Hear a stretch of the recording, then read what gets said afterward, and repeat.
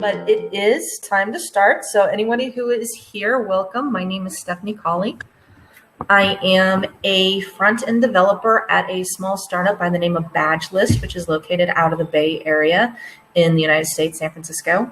I personally am located in Asheville, North Carolina, which is on the east coast of the United States, for those who might not be very familiar with United States geography. And today I'm going to be talking about some of my experience around having depression and working from home or working alone, because a lot of us have found ourselves in this situation where we're working from home or working alone for the first time. And since we're very social creatures, this can cause a lot of emotional distress. So I will go ahead and start the presentation. Anyway, so like I said, today we're going to be talking about self-care when working alone. And my name is Stephanie Caulley. So one thing that has been recently in the news because of the COVID-19 situation and many people having to work from home for the first time and just dealing with the stress and anxiety of having to work from home is that there's been an uptick, an increase in depression, situational depression. So I just wanted to talk a little bit about recognizing depression. I personally have chronic depression resulting mostly from PTSD and a little bit from genetics. But some of the signs of depression is ongoing sadness, hopelessness, lack of enjoyment in normal activities. And when they talk about lack of enjoyment in normal activities, it's just not oh, I don't want to do this today, but almost meh, I don't want to do anything today. Regularly crying, feeling anxious, sleeping difficulties, trouble focusing, which if you are working at a job regularly, that can be an obstacle. Difficulty carrying out daily activities, not just work, but even simple things like getting up and brushing your teeth or getting out of bed. So these are all things that contribute to depression and are worth taking note of. That being said, there are ways to help mitigate depression and make it less of a burden on your life. And I want to talk about my top 3 skills, which is keeping a routine, setting goals, and getting light exercise or physical activity every day. So keeping a routine, and I like to say keeping a routine because there's a lot of people who will tell you, well, you have to keep a schedule and you need to schedule everything and have a time for everything. And I have found for me that having a schedule or a set time can be very difficult sometimes to maintain, because if for whatever reason you slip off of it, then that can actually make your depression worse. So I like to keep a routine instead, which means I try to do the same things in the same order each day, whether or not it's the exact same time every day. So if for whatever reason I am unable to wake up at 6 a.m., which is my normal wake up time, I still try to follow the same patterns so that my body doesn't feel all out of whack. Because one of the things that science has shown us is that as humans, we're definitely creatures of habit. Our bodies and our brains like habits. They like routine. And so keeping a routine is very important and highly stressed by a lot of practitioners around helping mitigate depression. So it can anchor us. It can help reduce our stress levels. It can help us cultivate healthy daily habits, because if you say, okay, I'm going to do this pattern every single day, then you can start incorporating those habits into your daily routine. And it also helps for the important things, so that for instance, if you have children, saying, okay, after I work for a certain amount of time, I'm going to stop and go romp in the yard with the kids or take the dog for a walk.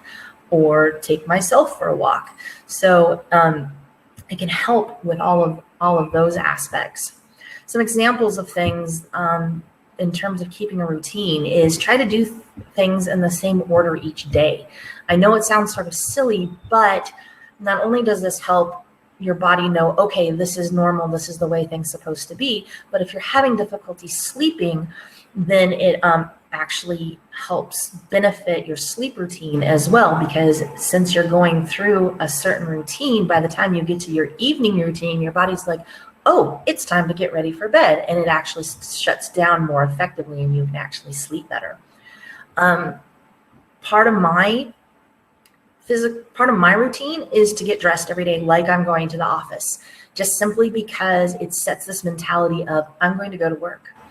I have created a physical space and time for my work.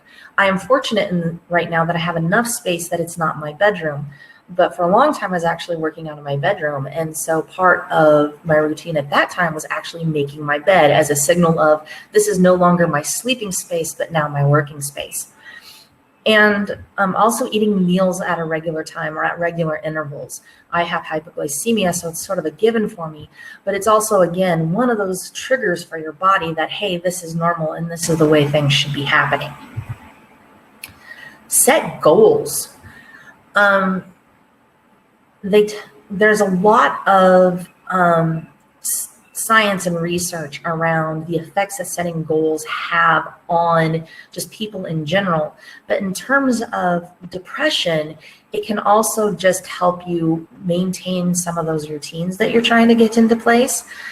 There is something, one of those endorphin type things that gets triggered every time you get to check something off your list. So some days my goals for the day are simply get up, take a shower, get dressed. I get those things accomplished and I feel like I've conquered the day.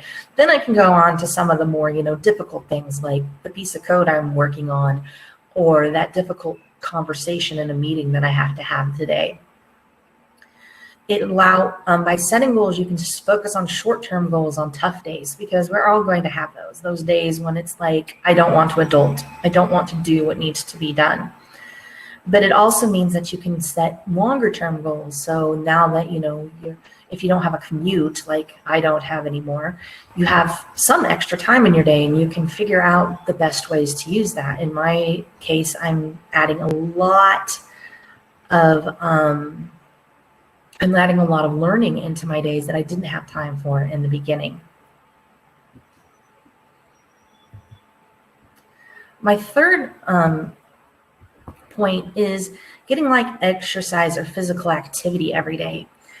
And I know that we don't all have the ability to exercise, but there is ways that we can actually get the kind of physical activity. And one of the important things about physical activity is not only does it get us to move around and do the things that we want to do, but it releases the feel-good endorphins in our brains. And it doesn't actually take a lot in order to do that.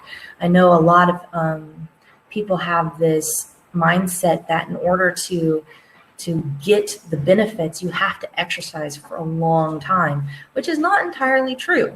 You can actually get some of those feel-good endorphins just by doing 5 minutes of stretching or by taking a walk around the block.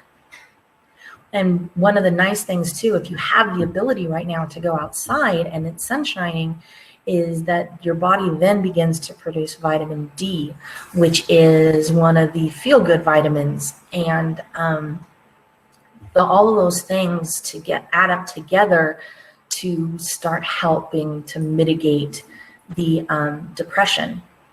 So some of the examples and things that I like to do is take a walk around the block. I have one of my dogs is very overweight now due to lack of activity. And so I'm trying on a daily basis to take her out and walk her around the block so that she can start losing some weight and regaining her physical activity as well. Stretching routines. There are a lot of stretching routines available on the internet. Basic things to just from side stretches to stretching out your calves and your thighs, to some gentle twists to help, loosen your body up. And doing those just gets your body moving and says, okay, we're not a lump right now. We're doing things. Gardening. If you don't have a yard, taking care of indoor plants equates almost to the same thing. But getting up and working with something physical and living helps a lot. I know that just taking care of plants has shown to increase the mood. Play with the kids or the dogs. I have 3 dogs at the moment. And as far as concerned, they cannot get enough attention or enough playtime, which is starting to become a problem because they're getting so much more attention and playtime that it just seems to become a self-feeding loop. But it gets me away from the computer. It gets them out and active, and it meets this criteria. And light yoga, if you're into it, I like yoga.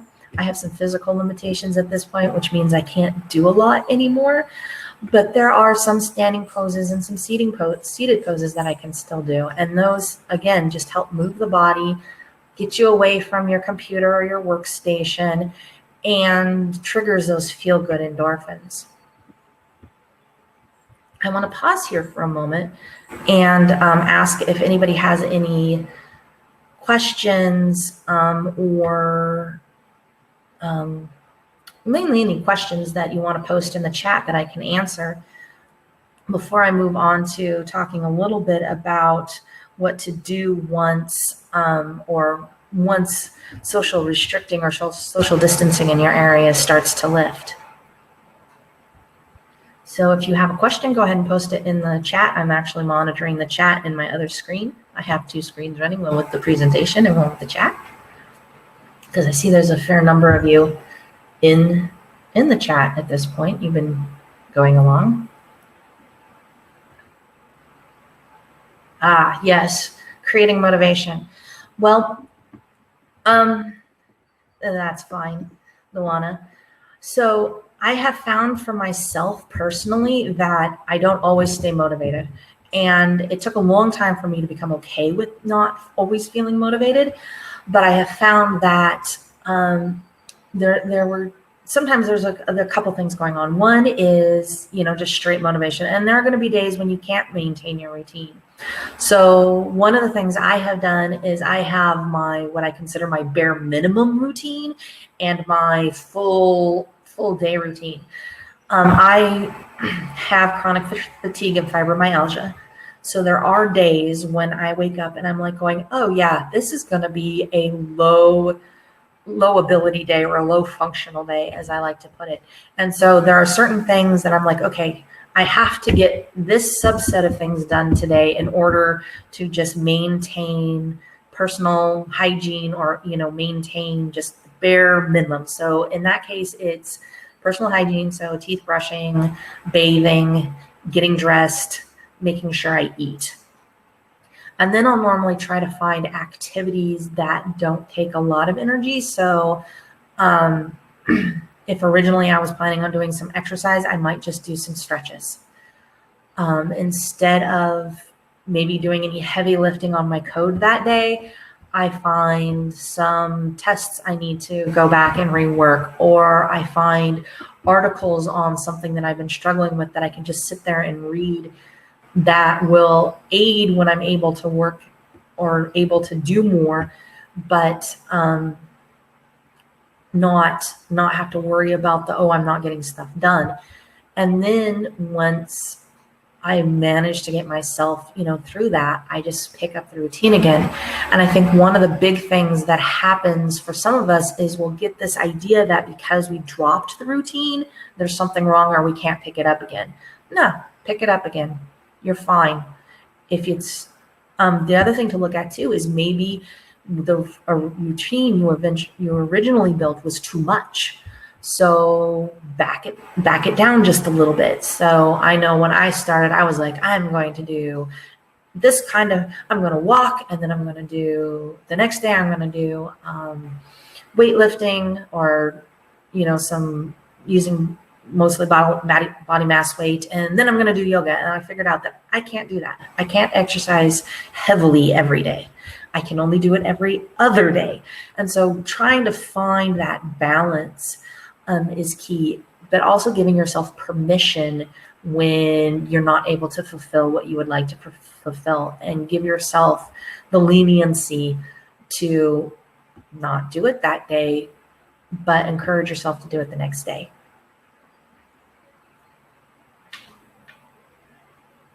So let's see what else. So Kristen said that are outside of my control.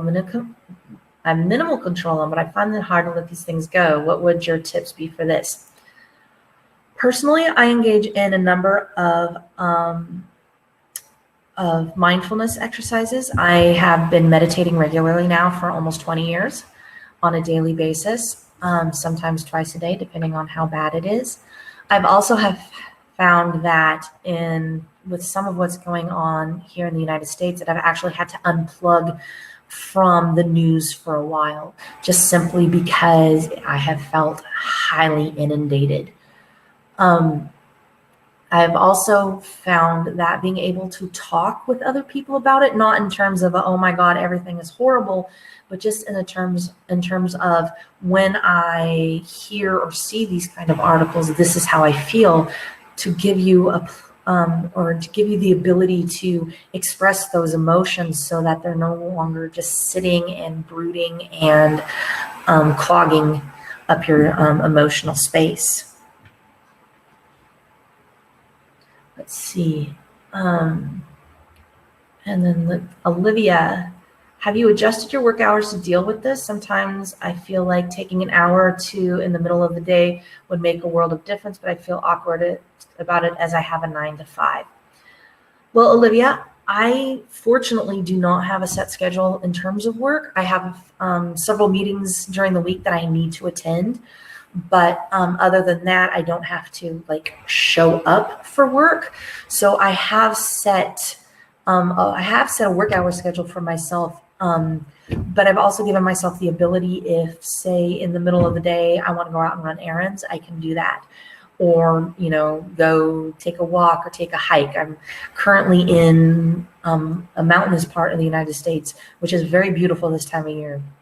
So I would encourage you, if you're not having to say sit in front of like a video camera from 9 to 5, that you go ahead and carve out a couple of hours for yourself in the middle of the day and make those hours at the end of the day, if you have that ability, because it will increase your mindset. Because that's the other thing that they're finding with a lot of what's going on right now, is that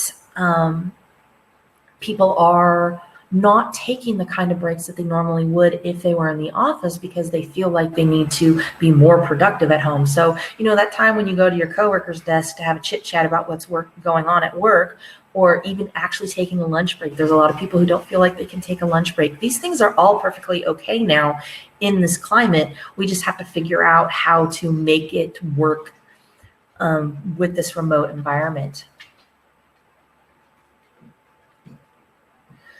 How do you work it out with the client? Okay.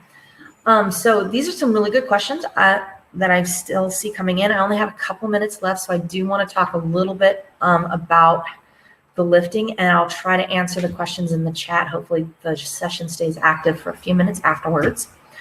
So the last thing I wanted to touch on is when social distancing is limited or is lifted. So one of the things I know that's going on in my household is oh my God, what am I going to do when things are open again?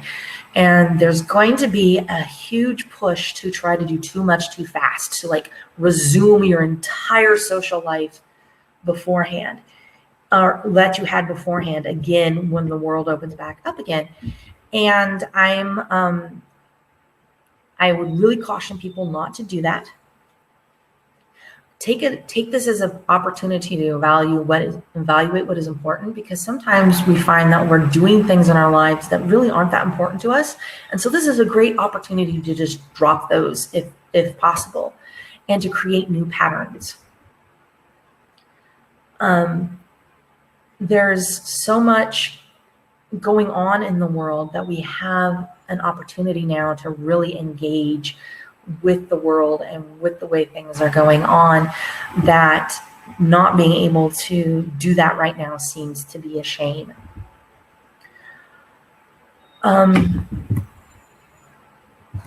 Why am I, there we go. Okay, and I put together a resources slide. I thought there was a way to actually provide slides and documentations at the end of this. I will check and see if I missed something. But if not, I will make them available on the Slack channel, or you can private message me on the Women Tech Slack channel here, because I pulled together some resources on the different topics that you can use as starting points to help build and develop your own routines and tips and tricks for this time period. And I do believe that is my time. We have 20 minutes. So thank you all for coming. I really appreciate it. Like I said, let me see. I thought there was a way to provide things, but I didn't see it this time around.